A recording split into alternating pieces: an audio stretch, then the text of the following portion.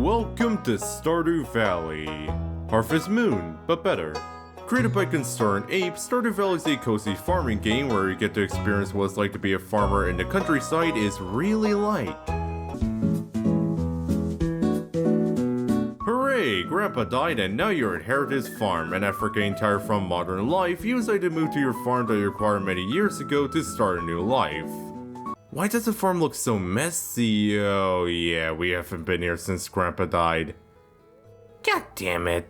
There are 8 farms you can choose from at the character creation screen, from the standard farm, which is just an empty field, the Riverfield farm, which is garbage, the forest farm that's located in the forest where you can get forest forageables and hardwood, the hilltop farm that has a mining area for you to mine ores and stones, the wilderness farm that has creatures spawn at night, the Four Corner farm, which is ideal for multiplayer, the beach farm, where the farm is located at a beach and you can catch sea fish and collect seashells, and finally the Midland farm, which gives you a coop and 2 chickens. Each farm has their own ups and downs, well maybe except for the Riverfield farm, but I would recommend the standard farm as it's the most beginner friendly farm. Starting off, you're given 5 tools: an axe and a pickaxe to chop off wood and stones, an iron hoe to tilt the soil, a water can to water the crops, a scythe to chop off grass, and 15 parsnip seeds to plant. You have to manage your crops by watering them daily, and each crop has a different time of growing, with some taking 7 days or more depending on the crop. You can buy crops from Pierre's shop or at Joja Mart located in town, and each season, other than winter, has its own crops, with spring having parsnips, potatoes, beans, and cauliflowers. Summer has melons, tomatoes, peppers, and blueberries. And for fall, there are pumpkins, yams, cranberries, and eggplants. There are more crops that I didn't mention, but most of them are really useless and barely makes you any money, and I barely care enough to list them. And you can also farm animals by buying them from Marnie, and build the barns and coops from Robin, which you have to take care of them by feeding them hay, which you can also buy from Marnie. And the game is divided between 4 seasons: spring, summer, fall, and winter, where you can only farm in spring, summer, and fall for obvious reasons. And each season has its own holidays, with spring having the Egg Festival, where you collect many eggs to win a prize, the Flower Dance, where you dance with another person, and the holiday where you get the most rejections you'll ever get in 1 minute. In summer, there's the Lua, where you can put 1 ingredient into a soup that a random government official would taste, the Dance of the Moon Night Jellyfish, where you and the other villagers watch the glowing jellyfish. In fall, there's the Stardew Valley Fair, where you can display items and play minigames to win tokens to spend on different items. The Spirit Eve is basically Halloween, where you can do a maze and get a golden pumpkin. And finally, in winter, there's the Festival of Ice, where you compete in a fishing race to win a prize. The Night Market, which is open for 3 days and has a few things to do and buy. And finally, the Feast of Winter Star, which is basically Stardew Valley version of Christmas, where you have to give a gift to someone and can also get a gift. You also got the Health and Energy Bar, with the Health Bar being your standard health bar, with the same mode the bar get lower when getting damage and can heal back by eating food. You know, the same old. And the Energy Bar, the limits what you can do in a day by slowly withering down by doing things like using your tools, but you can also regain energy by eating food. And pressing E or the escape key will pull out the inventory menu that shows you your inventory and other menu icons as well. You start off with 12 inventory slots that you can expand by buying the backpack expander at Pierre's shop. And there's also the skill tree. The skill tree has 5 different branches: farming, mining, fishing, foraging, and combat, with each branch having 2 separate paths that you can take that increase onto something. And besides the inventory and skill tree menu, there's the NPC and animal relationship menu that shows you your relation between each NPC and your animals, the map that shows you the map, the crafting menu where you can craft different items, the collection menu that shows you all the things that you collected, the option menu where you get to change the game settings, and finally the exit menu. Speaking of the map, the valley is divided into 4 sections: the town, the forest, the beach, and the mountain. In the town, there's Pierre's shop, which I mentioned before, where you can buy crop seeds and inventory space, the saloon, where you can buy drinks and foods as well as play some minigames on the arcade machines, the blacksmith, where you can upgrade your tools and process geodes, The museum, where you can donate gems and artifacts to the museum to get rewards. And finally, Joja Mart, where you can also buy crop seeds. In the forest, there's Marty Ranch, where you can buy animals and hay and other animal farming related tools and items. The secret wood, that requires you to have an iron axe and where you can collect hardwood. And the traveling cart, where you can buy a wide range of items that the merchants smuggle from Mexico that range from food, gems, crop seeds, etc. And over the mountains, we have the carpenter shop run by Robin, where you can build buildings, upgrade your buildings and house, and buy decorations. And there's also the mines where you can mine copper, iron, gold, and other ores and gems. And finally, we have the beach with the harbor where Willie's shop is located, where you can buy better fishing rods, fishing baits, and so on.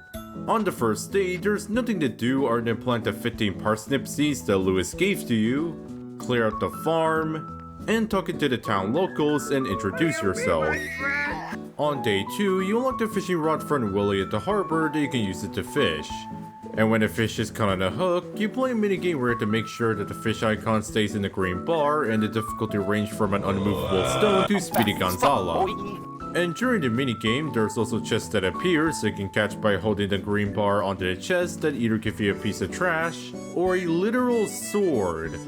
And on day 5, the mines will be unlocked where you can mine copper, iron, gold, gems, and so on, and there's also an elevator to save all your progress in the mines. And it's also where you get your sword to commit mass homicide against the monsters who are living in the cave. And later you get a furnace where you can smelt ores into metal bars that you can use with along with some money to upgrade your tools. And finally, the community center that you unlock after talking to Mayor Lewis about a rat problem and then drinking mysterious liquid from the town local crackhead in a tower in the middle of the forest. Inside the community center are bundles that reward you when you complete one section of the bundle, with each bundle having its own theme like farming, fishing, and giving a small donation of $42,500, with the only exception being the bulletin bundle. And if you completed the entire bundle, the room that the completed bundle was in will be repaired and you will unlock a new thing, like the minecart that you can use it to travel quickly between the mines, the town, and the bus station, or the bus to unlock a new area. You can also sign a Joja membership and turn the community center into a Joja warehouse, where instead of doing bundles, you instead give a small loan of 135,000 gold and your soul to the corporate overlord at Joja Mart. But you wouldn't do that, would you? Yes. And now for tips. For farming, get sprinklers. It saves you both time and energy, trust me. You should also build and place some scarecrow to prevent crows from eating your crops. And in options, there's a setting called Always Show Toilet Locations that shows you your toilet locations, which can be helpful. And a level 1 foraging is a recipe for the field snack that can craft with acorn, maple, and pine seeds that give you extra energy, which can be really helpful in the early game. And fishing in the early to maybe the mid game is also a good consistent income. And you can also collect hay from grass by building the silo that allow you to store hay. Also at the beach, there's a broken bridge that you can repair with 300 pieces of wood. I would encourage you to repair the bridge to unlock not only a section at the beach, but also a man who only appears on rainy days to sell a mermaid pendant that you can use it to marry someone. Also, sleeping in bed would automatically save your game. And yeah, that's it with the basics and tips I have. In the game, there are NPCs you can interact with, and you can give them gifts to increase friendship with them, which can unlock new dialogue and cutscene with them that activate in a certain time and locations. And you can even romance and marry some of them and have kids. In total, there's 12 romanceable characters, 6 bachelors and 6 bachelorettes. And starting off with the bachelors, we have Alex, the what the average person thinks a gay person crush is. His favorite gift are the complete breakfast, salmon dinner, and a book called Jack and Nimble, Jack and Thick. He also likes field snack and every type of egg, including dinosaur eggs. The easiest gift they can give him is the field snack, which you can craft with tree seeds and chicken and duck eggs if you have a coop. Elliot, the guy that kinda reminds me of the Friendship is Manly animation. His favorite gifts are crab cakes, duck feathers, lobster, pomegranates, squid ink, and tom kai soup. And the easy gift I can give to him is the duck feather, which you can get from a duck randomly from a level 2 coop, and the lobster that I can randomly catch with a crab pot. Harvey, the local doctor and plain enthusiast, his favorite gifts are coffee, pickles, super meal, truffle oil, and wine. And he also genuinely likes most of the seasonal forageable they can get, with the easiest gift being coffee since you can get it from a saloon and the forageables. Sam, the man-child with the Dragon Ball Z haircut, his favorite items are the cactus fruit, maple bar, pizza, and tiger eye, and he also likes Joja Cola. And the easiest ones you can give him are pizzas and Joja Colas because you can buy the pizza at the saloon and the cola at Joja Mart. Shane, the local town's second alcoholic, his favorite items are the hot peppers, pepper poppers, pizza, and, well, a beer. Who would have guessed? With both the pizza and beer being the easiest gift since you can buy both of them at the saloon. And lastly, we have Sebastian, the Hot Topic emo kid who says it's not a phase and stays all day in the basement, possibly playing League of Legends or Valorant or worse, both.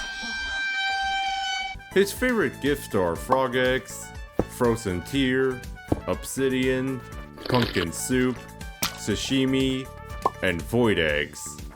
And the most easiest and best gift you can give is sashimi if you have a kitchen in a level 2 house, or frozen tear and quartz that you can get from the mines from level 40 to 79.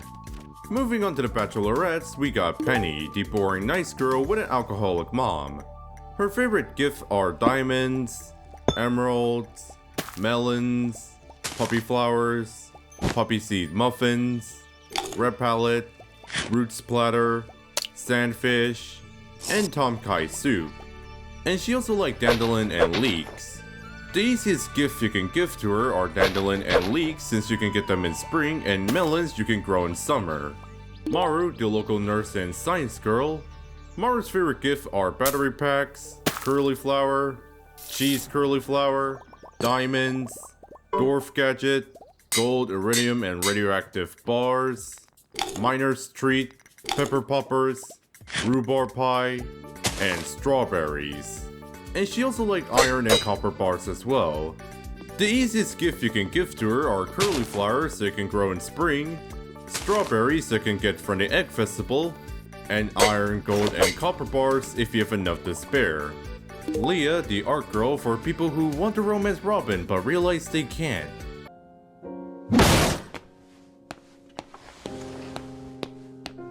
Her favorite gifts are goat cheese, poppy seed muffins, salad, stir fry, truffle, vegetable medley, and wine. And just like Harvey, she also likes most of the seasonal forageables. And the easiest gift you can give her are salad, which you can buy at the saloon, goat cheese if you have a goat and a level 2 barn, and most of the seasonal forageables. Haley, the average blonde white girl, her favorite gifts are coconuts, fruit salad, pink cake, and sunflowers, and she also likes daffodils. And the easiest gift to give her are daffodils that can collect in spring and sunflowers that can grow them both in summer and fall. Emily, Haley's magical crystal obsessed sister, her favorite gifts are amethysts, aquamarine, cloths, emeralds, jades, parrot eggs, rupee, survival burger, topaz, and wools. And she also likes quartz and daffodils. And the easiest gift to give her are quartz and maybe amethyst, aquamarine, emeralds, jades, and topaz that you can find in the mines, and daffodils. And maybe also wool if you have a level 3 barn. And lastly, Abigail, the goth girl who eats rocks. Her favorite gifts are amethyst, banana pudding, blackberry cobbler, chocolate cake, a book called Monster Compendium, pufferfish, pumpkin, and spicy eel. And she also likes quartz. And the easiest gift I can give to her are quartz, which you can find a decent amount in the cave, pumpkins that can grow in fall, and pufferfish which you can fish in summer. And that's all for the bachelors and bachelorettes. There are more non-romanceable NPCs that can befriend, but if I mention every NPC, this section would be way too long, and frankly, I don't care enough. And if you want to know what gift they like, I don't know, just look up the wiki or something. So you're a capitalist dog and you want to make a fuckload of cash to become the billionaire of the valley, or to buy a golden clock or something. Well, good for you, this section of the guide is made for you. I'll mainly be covering the best moneymakers for crops and animals. For crops that'll make you a lot of money for each season, are potatoes and cauliflower seeds, along with strawberries that you can buy at the Egg Hunt Festival for spring. For summer, blueberry seeds are the go-to, and lastly for autumn or fall, pumpkins and cranberries are good choices too. And for animals, the pigs and sheep for barns, and chickens for coops. After the first year, and assuming you have a decent amount of money and resources, now we move on to the big money makers. For crops, the ancient fruit is really good. You can grow them in any season except for winter, which sells pretty well on its own, and if you turn to wine or dehydrated it, you can make a fat stack of money, especially if you have the artisan perk. And it can grow back, with the only downside being that the fruit is extremely rare and not being sold in any store except for the traveling merchant. And even then, it's extremely rare, with the only exception being the library that you can get after donating multiple artifacts. There's also the star fruit that can buy a sandy shop in the desert if you have the bus fixed, and it can only grow in summer. The star fruit, whenever by itself or turned to wine or dehydrated, sells really well, even outselling the ancient fruit, with the only downside being you have to rebuy the seeds. And speaking of dehydrated, the dehydrator is a new artisan machine that was added in the 1.6 update, where you can buy the crafting recipe from here for 10,000 gold, where it can dehydrate fruits and mushrooms into dehydrated fruits and mushrooms in one day, and has an increased price as well compared to the non-dehydrated counterparts. The dehydrator works best with blueberries and cranberries due to them producing more than one, and mushrooms, which you can turn into an artisan good and take advantage of the artisan perk. There's also the wine keg that you unlock at farming level 8, where it can produce wine and others for a set amount of days. The wine keg is obviously best used for wine, especially with star fruit and ancient fruits. And it's also good with honey, which you can turn into meat, which also make a solid amount of cash. Moving on to the animals, and starting with the barn, the best option is the pig that you get with the deluxe barn. Now, it may seem like that the pig doesn't produce much, but the pig does pull out truffles for spring, summer, and fall, which sells for a lot by itself, and if you turn to truffle oil with the oil maker. Sheep are a good choice too. You can get them with the deluxe barn, and it produces wool. They can make a good amount of money, and you can also turn into cloths. They can make a decent amount of money and make clothes out of it. And on coops, chickens are your best choice, where they produce an egg a day, which you can turn to mayo with the mayo machine that sells well.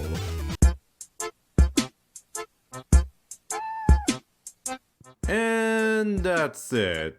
I hope this guide helped you improve, or at the very least learn something new.